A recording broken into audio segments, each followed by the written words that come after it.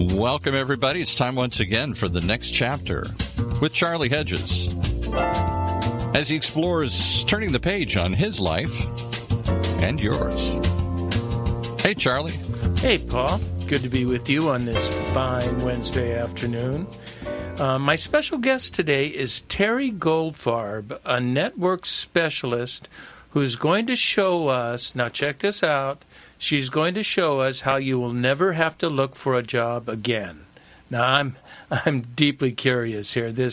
I know that's a bold statement, but after spending a couple hours with Terry, I get it, and I think she's right on. First of all, finding a new job, keep this in mind, is much more about relationships than it is resumes. It's not what you know as much as who you know. For more than 40 years, Terry has experienced leading people in search of new jobs, and she comes with boatloads of experience as well as creative ideas about the whole job search selection process. Terry is a networking specialist that puts a whole different spin on that ugly word.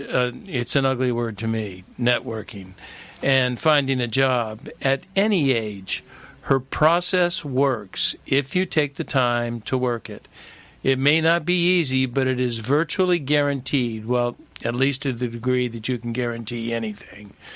So without any further introduction, let's bring on Terry Goldfarb about proven, creative, and effective new ideas about how to find a job. Terry, welcome to the next chapter with Charlie. Thank you so much. I'm excited to be here. Well, I'm excited to have you.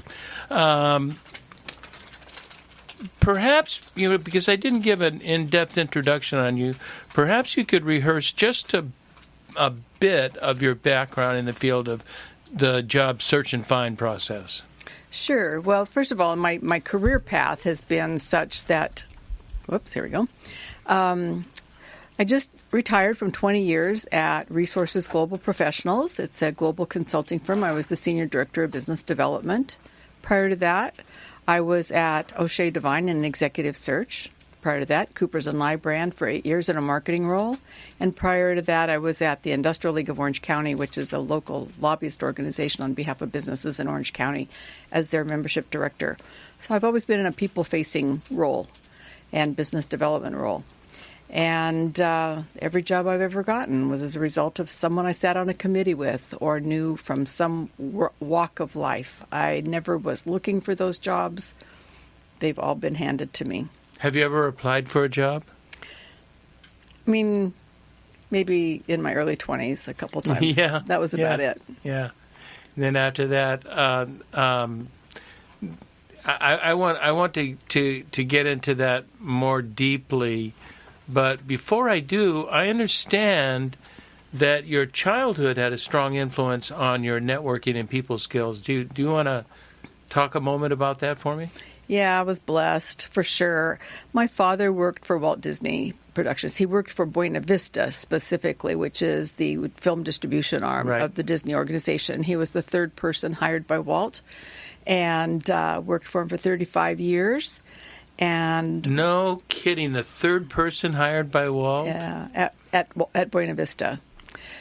RKO distributed Disney films, and my dad worked for RKO, and then Walt decided to form his own distribution arm, and he hired the top people from RKO, and so Dad was one of them. And we lived in Denver, Colorado. So people would go, how did you live in Denver and work for Disney? But my dad did distribution throughout the Midwest, so he had all of, Kansas, Missouri, Nebraska, Colorado, New Mexico, and other states. And he was quite a marketing guy, and Walt really liked him, so he gave my dad a lot of leeway to do a lot of really creative, fun stuff. People think all the premieres are always in Hollywood, but that's not true. They are often closer to the origins of where the story is sometimes. So Dad was involved in a lot of premieres and launching them or being involved with them. He was very creative, brainstorming with ideas with them. And we just always had movie stars at our house. He was very involved in the local philanthropies in Denver, so he was always bringing in special celebrities for it. He also owned theaters in Denver, so he had premieres there. He was known by everybody in town. He was just kind of the guy to know. He was always handing out passes to the movies. And Walt came to town quite a bit. And so Walt had actually been at our house for lunch several times. I have pictures of myself as a young girl with Walt Disney in our front yard. Pictures of me with a lot of other movie stars, or him with movie stars. I wound up having a small series on the Mickey Mouse Club. Did you so really? I got to know the Mouseketeers and actually traveled with Annette a little bit when I was in college, because we actually looked like each other a little bit, enough for me to kind of be a decoy for her. They'd push me out the front of the car while they'd take her out the back. And so I traveled with some of the Disney stars off and on. So I was thrown into situations where I just had to get used to not being intimidated by people. They were just people. And so that really made it comfortable for me. And then Walt told me at a very young age that I could go to work at Disneyland when I graduated high school. So I did. I started the day after I graduated high school, and I worked there for 5 years while I went through college. And, gave tours for everybody that bought a tour at the front desk to VIP tours with celebrities. And this would have been the Anaheim Disneyland. Anaheim Disneyland. Yeah.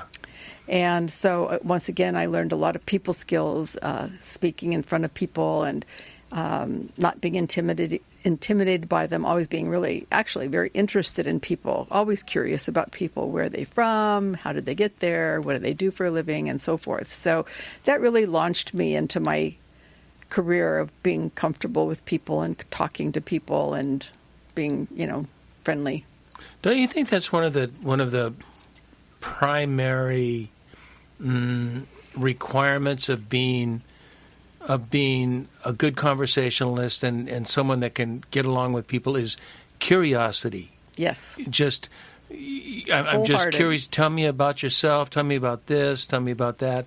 And it gives that person credibility, where that person feels important. And it just leads to so many things. I find curiosity is such a key concept in just about everything in my life. I totally agree with you. I'm always fascinated by people. What did they do to keep busy? How did they get from this point to that point in their career? Sometimes it doesn't match up. Like, you went to school for this and you wound up being that, and that's true of most of us. That's true of most of us, yeah. Yes. So I'm always interested in that path. And I was a journalism major, so that kind of supported my ability to be curious. I was always asking people questions about themselves. I'm just always fascinated what makes people tick. Did you ever work in journalism? No, but I've always, when I was in college, I went to University of Missouri, and I was on the college, at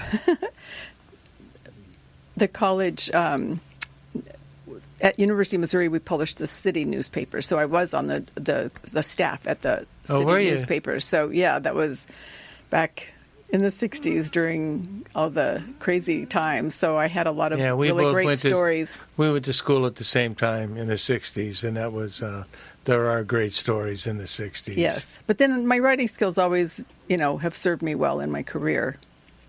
I'm sure.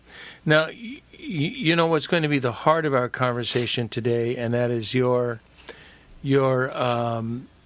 interesting take on networking.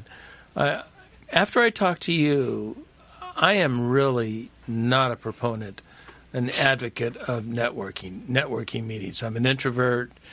Put me in a room of people and trying to talk about my skills and push myself. It's just not me. So I had this negative connotation of networking. And then when I talked to you, I realized I have never once in my life applied for a job. I've never applied. Even my very first job was a friend of mine that I knew from high school, and he was a part owner of a company. And I asked him, could I work for him part-time? And that was still a relationship. And, I had to fill out an application to go there, but I was hired. It was just fill out, do the paperwork, and you're hired. And after everything after that, in my consulting businesses and all the other businesses, they were referrals. When I quit my job with this company that I thought I was going to go with this guy for just a couple of years, I ended up he formed another company, and I was with him for a decade. And it was after that I became a minister, And the church that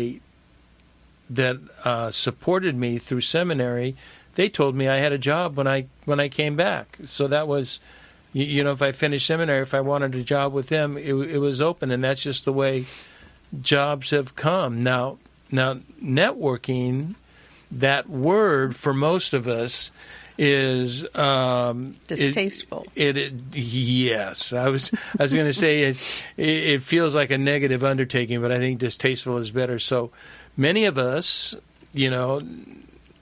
surprisingly many of us are introverts. I don't know what percentage of the population, but I'm going to guess it's probably 40% of the population are introverted, or opposed to going to meetings with business cards in hand and pushing yourself as the answer to someone's prayers for the perfect job candidate. But you put an entirely different spin on the subject of networking, and I'd like you to tell me more about it. I'd love your take on it. Well, I really try to help people reframe it, because it does have a very negative connotation. People think of it as glad-handing and pushing themselves on people, or being pushy, or being salesy, and maybe even slimy to some degree. But in fact, it's really not that at all. It's really all about connecting and reconnecting. That's really all it is.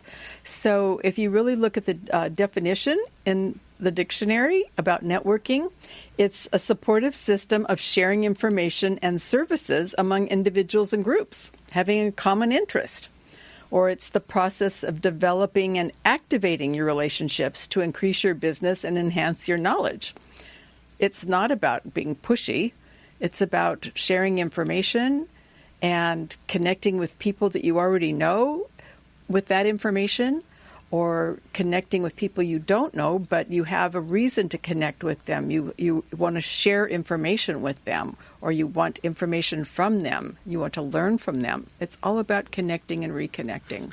I like that verb that you used in one of the definitions there. It's about activating. Mm-hmm. I think that's a critical verb, is that you are activating your relationships for a specific reason, right? But you are putting that relationship into sort of a goal set, a goal mindset, an objective that's going on. Nevertheless, very relational. Would that be correct? Yes. People are far more likely to help people they know. And so it just makes sense to stay connected to people, and then when you have needs, whatever they are, it could be whether you need a mechanic referral or a nanny or a new job. It doesn't matter, whatever it is. You tend to reach out to the people you already know for some of these things. And that just makes life so much more interesting and easier, and people are far more likely to help you because they know you and they want to help you. That really is true. Many of us don't think we actually have a natural network. We think we have to go to a networking meeting to develop. Okay, now I've got to develop my network, so I'm going to go to a network meeting. You have a completely different approach than that. Yes. That I think is so powerful. Can you? And it really works. It's unfortunate we're not visual, because the visuals would really show it. But can you explain that without a visual, your process of identifying your network? So the key thing to do, especially if you're looking for a job, is to really try to surface and identify everybody you already know. And to do that in a vacuum is really difficult. If I say, go make a list of everybody you know, you'd think of a lot of people, but you would miss a lot of people that would. And they wouldn't be categorized. Right. As I'm giving away part of they're just random people and then friends and. So I developed a matrix, and I call it, very sexy name, my networking matrix.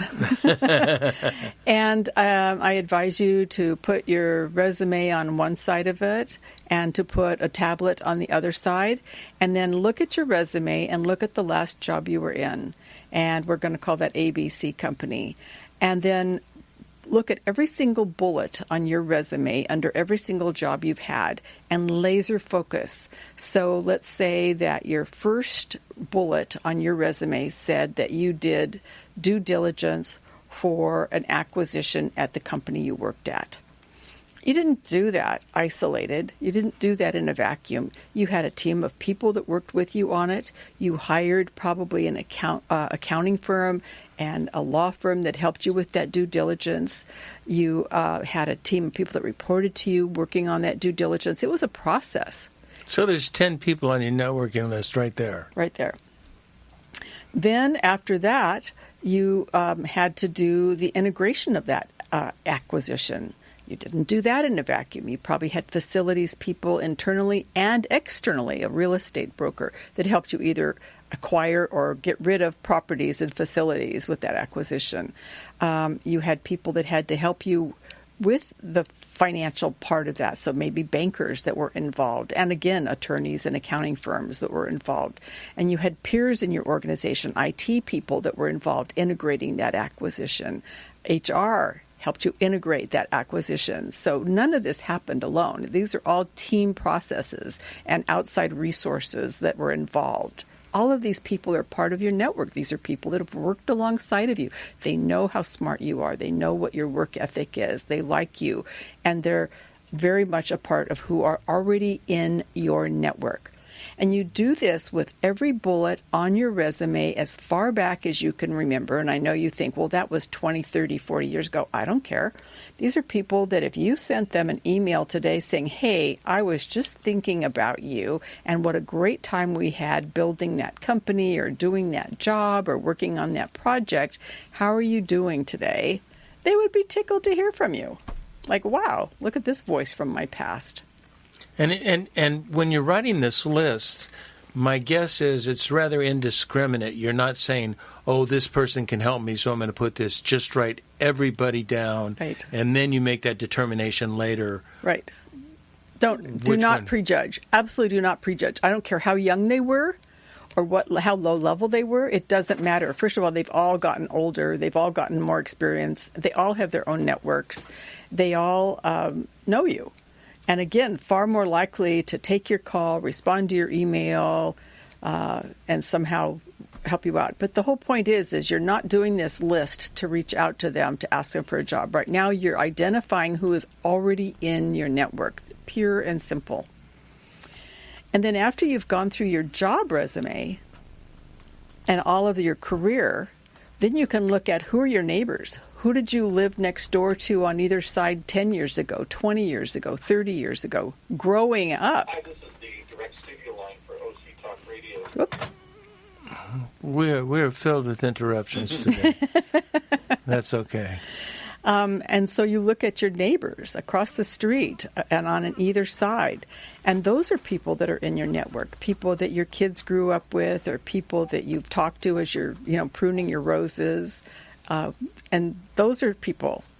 Another category are people that you're in trade organizations with over your career. So maybe you were in a human resources trade organization or a financial and accounting trade organization or supply chain. It doesn't matter. Whatever your career was, you were probably involved in some type of an organization to support your learning and your career.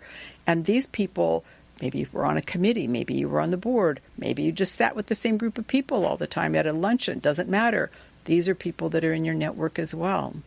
So you don't worry about how far back it goes. No, you don't. It's amazing. So my job, one of my jobs early on in my career, well, not that early on, in my mid-30s, I was at a concert, a picnic concert with friends of mine that I'd worked with at Disneyland. And I was newly divorced, single mom, looking for a job. And one of my fellow tour guides said, I need help where I'm at. I could use your help. I would love to hire you. And it was in outside sales, which I thought I didn't like. To me, the sales word sounded just like the networking word at the time. And she said, first of all, you're going to be working for me. If you don't like it, you can leave. But give it a try. I think you'll like it. I think you're a natural at it. And I thought, oh boy, this is not not a good idea, but she really was a good salesperson, and she talked me into it. It was the best decision I ever made. She taught me so much. It had tons of flexibility to be a single mom. And if I needed to take my daughter to the doctor, if I wanted to show up at a talent show at school, I could do that. She made it possible for me to do both. And I worked with her for 4 years, and it was the best decision I ever made. Why did she do that? What did she see that you didn't see? Well, she knew me from Disneyland. She knew I was a people person, and sales was a people job. And she said, I can teach you the technical part, but you have the natural aptitude to be a people person. That's not a problem. See, and that's networking, and people don't even think of that as networking. Right. You know, that anytime you get a referral from someone, that is networking. That She means knew me. Yeah. And she appreciated what you had to do. Now, I'm thinking of the process that you just designed, that you just told us about, and I'm feeling like at my age this is overwhelming. If I was to do every job that I've had and put down the tasks and all that, it would be like a full day job, wouldn't it? Yes, it would be. But once you do it, it's done. And right now with technology, you can track down almost anybody anymore through Facebook or Google or LinkedIn and other ways, alumni associations and so forth. So it is a task, no question. I mean, obviously, I've been doing it all along, so I don't have to create it. But for the average person, it would be. I tell people to really isolate themselves for a couple of days, go to the library, go to a park, turn off the phone, because it's a momentum building process, and the more you start doing it, all of a sudden the names will come flooding. You won't even be able to write fast enough. You'll start thinking of all these people and just start writing them down. And it doesn't matter if you can't remember the last name or the first name. Just dump whatever you can remember. And then you can go back. First of all, the names will start popping in your mind, or you can ask other people around that time period, what was Bob's last name or Jill's last name or whatever. And, you go after the ones that are easier to look up or find. So don't let it be daunting. But once you've completed this, then you can just throw all of these names into whatever system you want to use, whether it's Outlook or just an Excel database. I just use Excel. And really easy to track them down with some kind of contact information. Well, think of I look at it and I feel, oh my goodness, it's daunting. But then I think if I'm looking for a job, I am, and if I'm doing my resume the right way, I'm preparing my resume for this job. I'm tweaking it so it fits this job. So I've got time that I'm doing on my resume, and I've sent them, and they call me in and say I have 2 in a day. I spend an entire day showing resumes and going into people that I don't know, that don't know me, and my chances of getting that job are very small, because they're looking at another dozen resumes at the same time. Right. Unless mine happens to be so outstanding, which everybody's is outstanding. So what's the difference of spending a day doing that at a 95% chance of failure to then spending a day that is going to guarantee you ultimately, I mean, the way I've looked at it, if you do this right, you're going to be guaranteed a job somewhere. Somebody is going to refer you to some kind of job to do something if you have this many in your networking list, and you're working that through. Can I share a couple stories? Please. So there was a fellow, I'm going to call him Bob. He was very, very high-level executive CIO.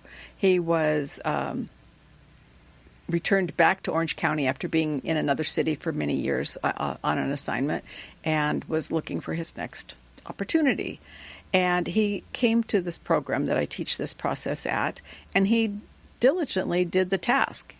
spent the time and wrote down the names of people that he'd hired over the years and people that were coworkers over the years, people he reported to over the years, and started reaching out to them, and not just one-on-one, but even in groups, like, sending an email to 4 or 5 of them saying, I thought it'd really be fun for us all to get together. It doesn't have to be like I'm looking for a job. It's just like reconnecting with people for the sake of reconnecting.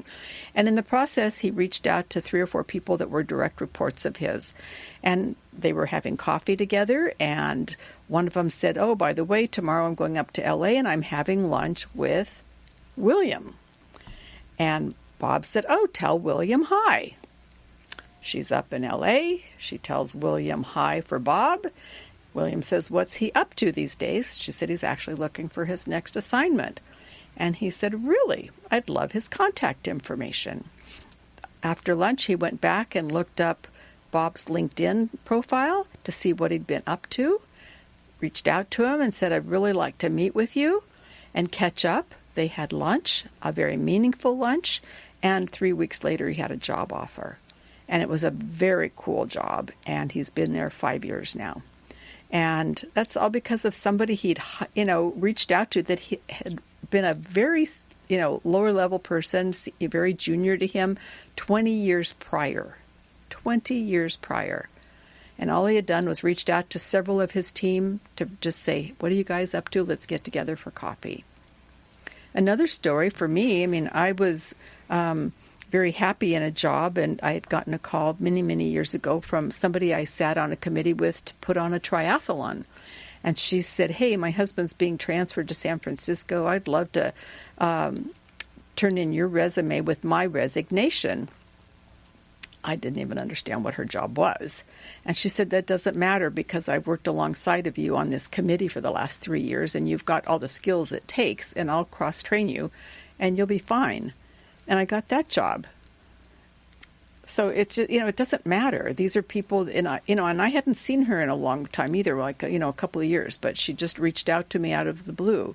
And then I was happily in a job several years later when somebody reached out to me that I was on a committee with, and they said, hey, somebody reached out, they're doing a startup inside of Deloitte, and the company's going to spin off, it's going to go public, and they were looking for somebody that would be really good at business development, that had a great network, and I gave him your name, so he'll probably be calling you. I wound up at that job for 20 years. It was the best thing in the world. So, that's what you want. You want your network to think of you when they hear of opportunities. You don't want to be having to reach out to them when you're looking for a job. But the trick is to get the list, start cultivating that network, stay in touch with them through a number of ways, and you'll have it already laid out for you. One thing you've mentioned a couple times that I know you feel very strongly about, and I am really terrible with social media. I'm terrible at all of this. But that you've mentioned LinkedIn, and I know how strongly you feel about that. I want to talk about that. Okay. But we're going to take a brief break, and then we'll come back and we'll talk about the advantages of LinkedIn. Excellent.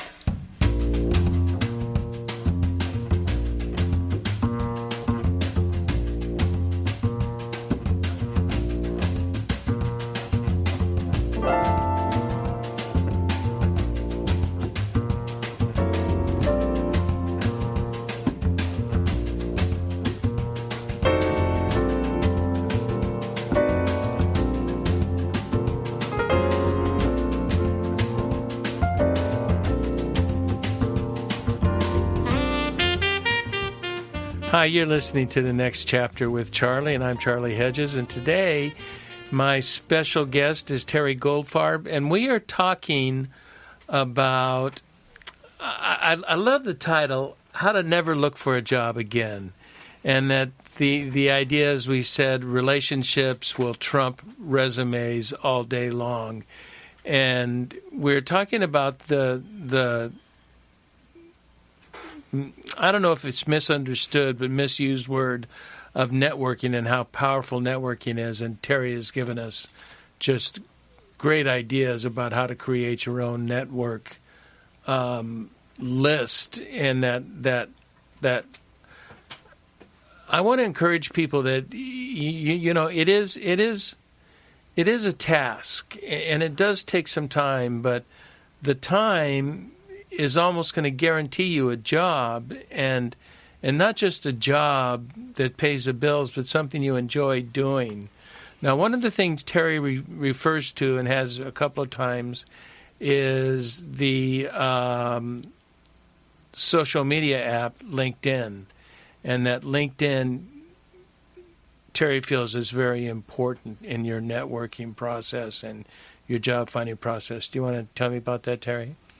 First of all, it is the number one tool for recruiters, both inside of companies and for executive search firms. Is it really? It is.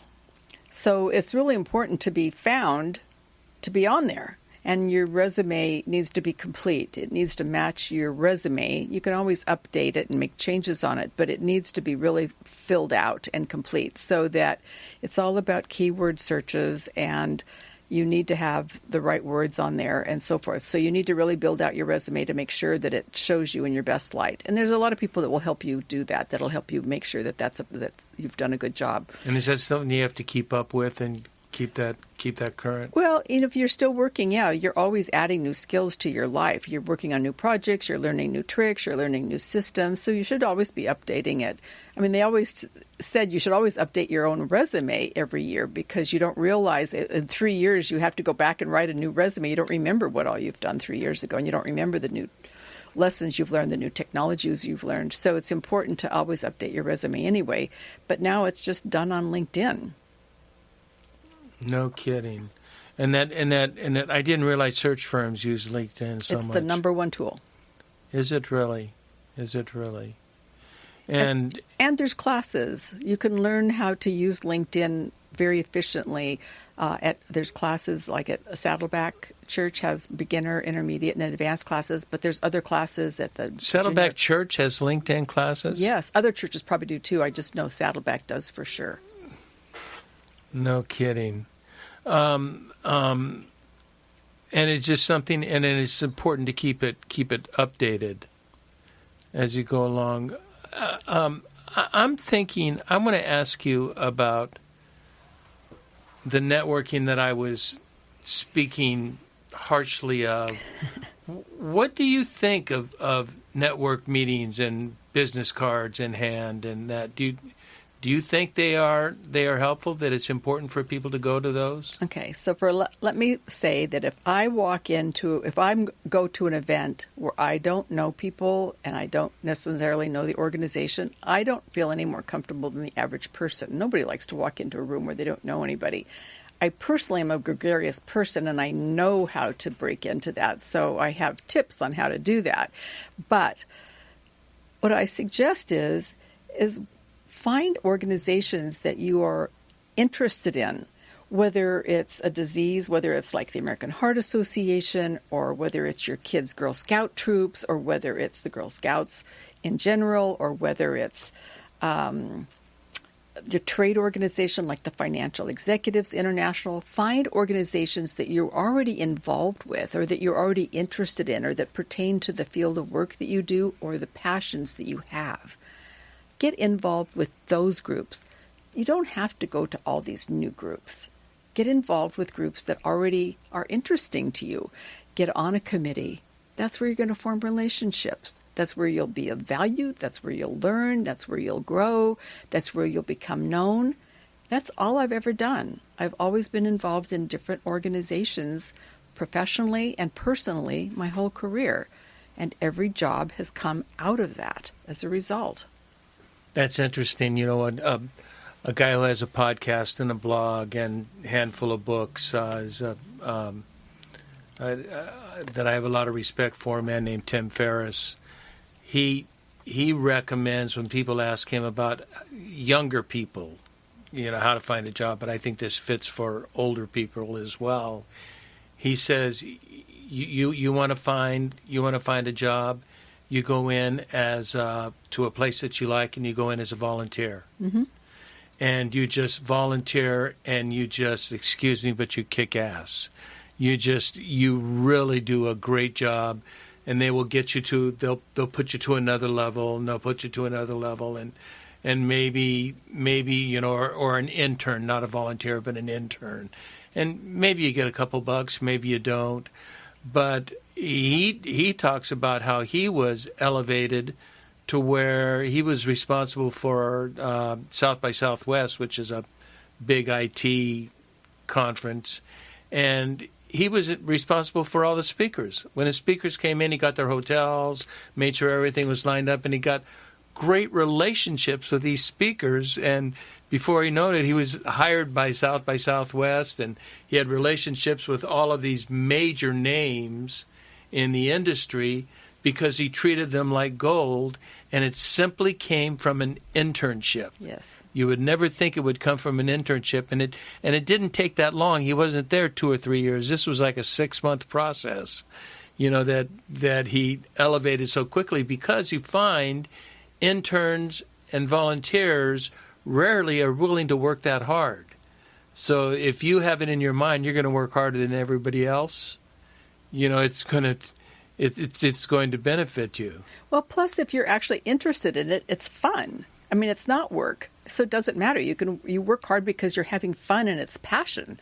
So I was, many years ago I was involved at UCI, and we were involved launching a life sciences organization, and we were excited about building it here in Orange County. And I was on the committee, and we were putting on programs, and I was finding speakers. I knew nothing about the process of getting something to get FDA approval, and all that whole process was just a whole mystery to me. But I had to learn. I learned it. I said, just ask questions like, "What is the process?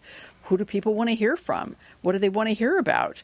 And we just started bringing in speakers. Orange County is... See, that's where your curiosity helps, too. You can think of those questions, because unless you're a curious person and really want to know, it can be difficult to come up with those questions. However, you still can. You can go to someone like you, and you can just make a list. And at first you start with the list, and after the list, things start coming naturally, and you start adding to that, and it becomes much, much simpler.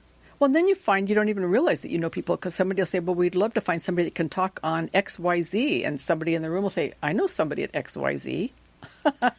And then you realize, oh, okay. And you start working as a team and identifying the needs that you have to grow the organization. So I don't care whether it's your church or whether it's a nonprofit or whether it's a trade organization. Get involved with something you're interested in, because then it won't be like work and it won't be distasteful. It'll be interesting and it'll be fun.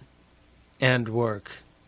But it's fun. Yeah, it is fun. I'm just thinking of my nonprofit involvement right now. I'm thinking, holy cow, we're going through some interesting times. Insane. Well, there's always going to be that. Yeah, there is, but that's why they have me. Mm-hmm. They wouldn't need me if there weren't for the interesting times. They wouldn't need me. Now, I want to just briefly go back to the networking meetings. And you said go to meetings that are specifically designed for a certain career path? Well, or really, go to meetings of things that you're interested in. Go to, if you're an accountant, you would go to the Financial Executives International. If you're a human resources person, you would go to NHRA or SHRM or PIRA. If you're in supply chain, you would go to the trade organizations that support the trade organizations. Or if your family has a history of cancer, you're involved with the Cancer Society. Or maybe you've had a child that's been sick, you get involved with CHOC or something like that. Get involved with something that talks to your interests and passions. Are there such things as network meetings that are just networking meetings where people just come together? There are. And those are like a waste of time. They're not a waste of time. Everything works if you work it, but it can be not as much fun as getting involved with something that serves your interests. Yeah, that way you have something common to talk about. Right. So you're walking in and you're feeling comfortable rather than just pitching your gig. And if you haven't already found that, there's an organization in Orange County called ONEOC. ONEOC. My wife is on the board. There you go.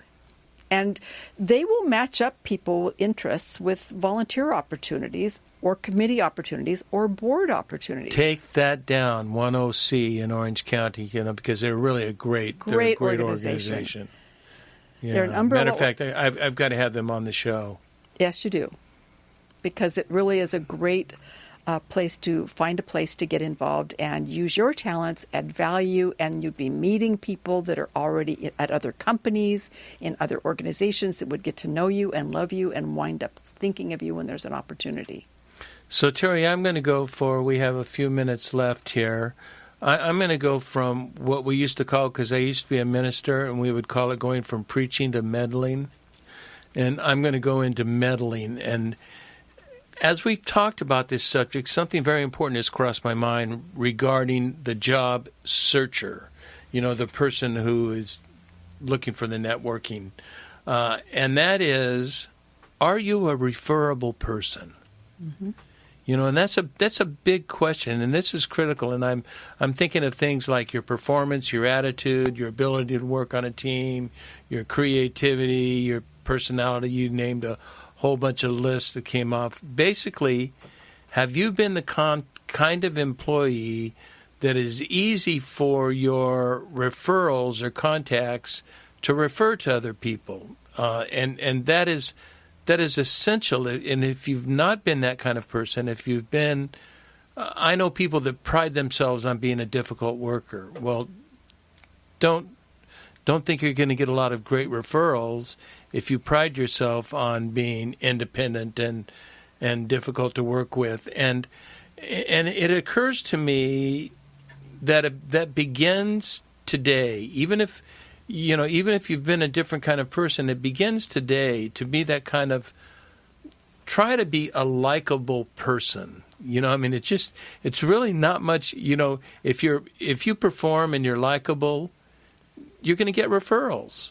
If you just, and if you make an attempt to be likable and make an attempt to be kind and to listen and not to be, some bossy sort of person that just doesn't really care about the lives of other people. So don't you think that's really important in your I think it's referral very process? Important. And I think it's very important to be a likable person, to learn how to listen.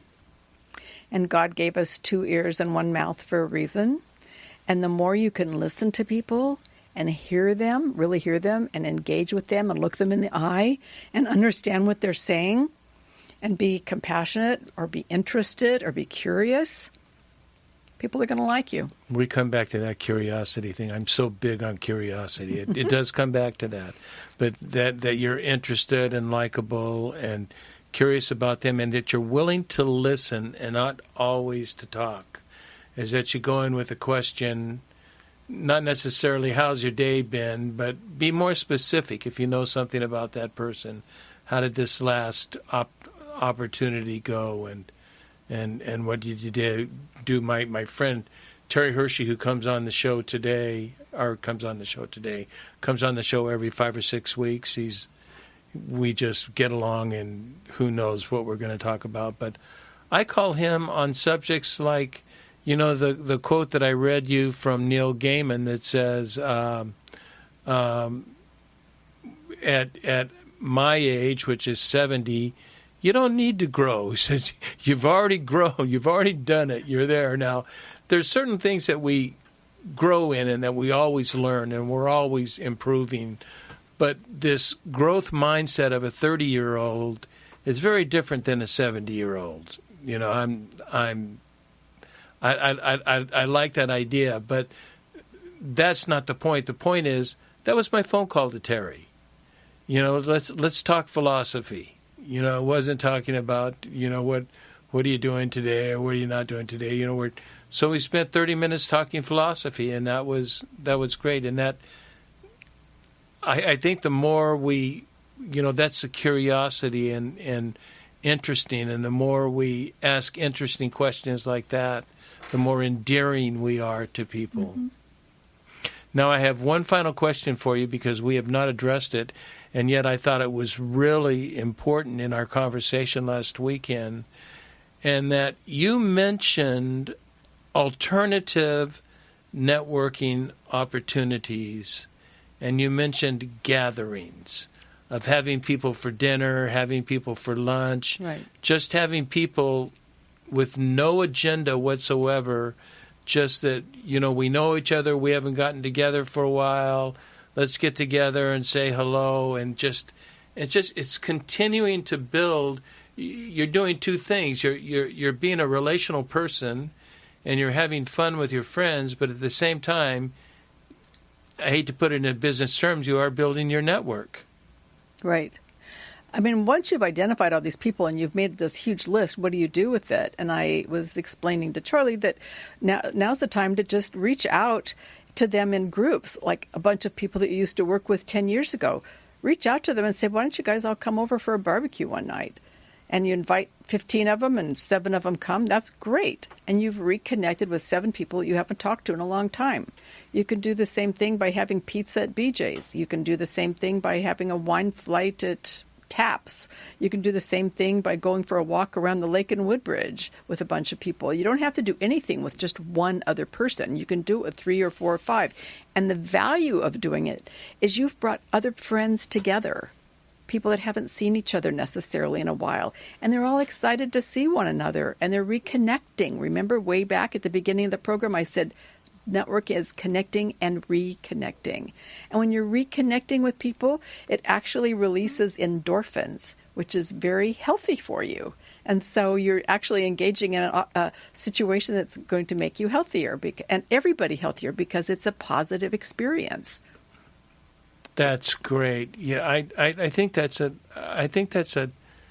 nice idea, even for introverts like me, who can. When I say I'm an introvert, no one thinks I'm an introvert because, I do well publicly, but I can also do very, very well on my own. And the idea of having a party, and yet to do this, just invite friends and just to say we're just going to get together and chat and, have a glass of wine, and I'll have a glass of sparkling water.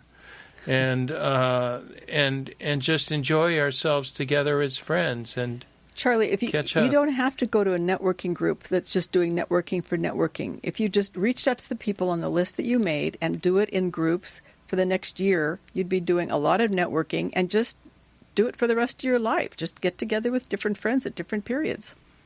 So networking really, if we define it, is and I'm going to try. I'm going to try to do a definition here off the cuff, and it's just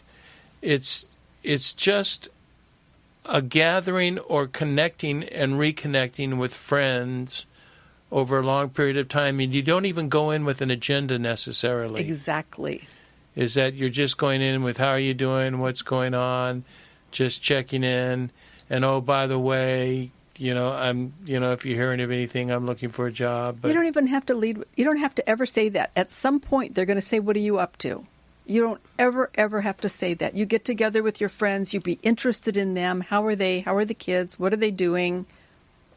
And they're going to say, what are you up to? That is perfect. That is so true. So you don't even have to you don't have to do the difficult ask. You don't even have to do the ask. You just throw the situation forward and let them do with it, and then continue with the conversation. Say, yep. It was great chatting with you. Let's try to keep in contact. Yep.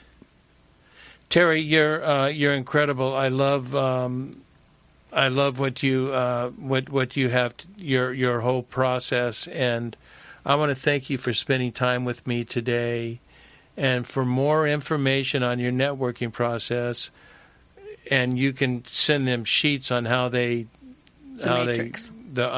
send them the matrix on how they will do those sub bullets and add names to it, that you actually have a matrix that you could send to them.